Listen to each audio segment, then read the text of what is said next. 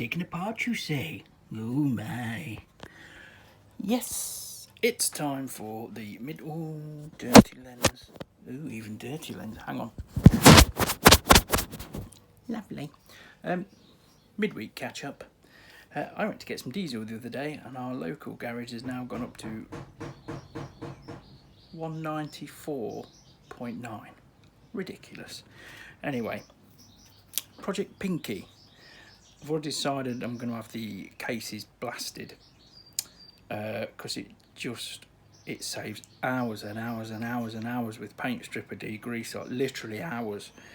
And anybody who's ever rebuilt an engine will confirm that, basically. And then when you get the cases back, you just degrease them, and they're basically in a ready to paint condition. So we've got to decide on what colour the engine is. It will probably be silver and black, something like that, I don't know. And what have you. So it looks like total carnage at the minute, but everything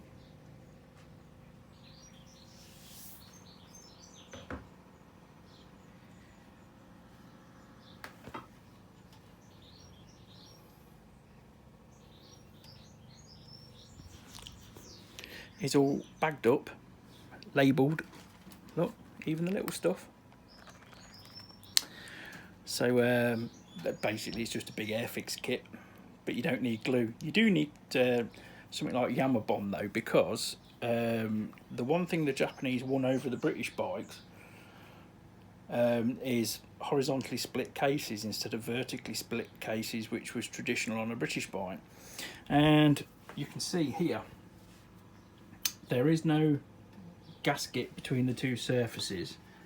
You use a silicon sealer, but there's special ones available like Yamabond and whatever it's called, Honda Seal. It's got its own names. But what I'm probably going to do, obviously the crank's out next, and then this case is fully stripped, all ready to go off to be blasted as and when. But the hard work's done.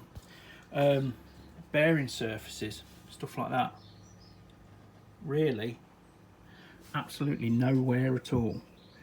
The inside of this engine is actually immaculate. It is absolutely immaculate. What I'm going to do is leave the front cradle on while it's blasted, because it will fit in his cabinet. His cabinet can take I think 1.5 meters. But what I want to do is get that blasted,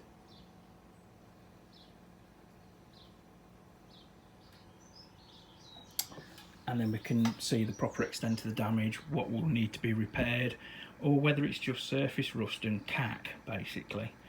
I'm going to degrease the parts before they get sent off. I'll get some cleaner. Eddie did recommend Mr. Muscle, so yeah. But the cam was quite old and it had lost its spurt. It was a bit like Mary Berry's icing bag. So that's where we are. Nibbler's there. He's got our fork seals for his mott. Other than that, fine. The frame is there, ready to finish taking the loom off and the main stand. Some bits like the rear lock, they've got rivets on, so they're going to have to be ground off because they're pins. They're like security pins, but you can just replace them with bolts. Other than that, you know, wheels and shit over there, swing arm and shit over there, other shit over there. So yes, so we've got a big Airfix kit at the moment, but parts of it sadly do need doing, and like I say, I'm gonna go down the blasting route, because it will save hours and hours and hours and hours and hours and hours and hours.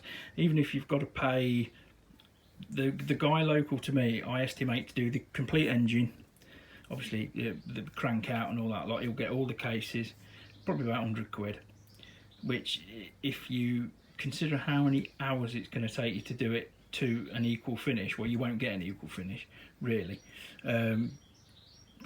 You're saving loads, and it's a time saving as well. While that's out the way being done, you can work on something else. So that's it for your midweek catch up. thank you all for watching, liking, subscribing, taking the piss in the comments. Until next time, yeah.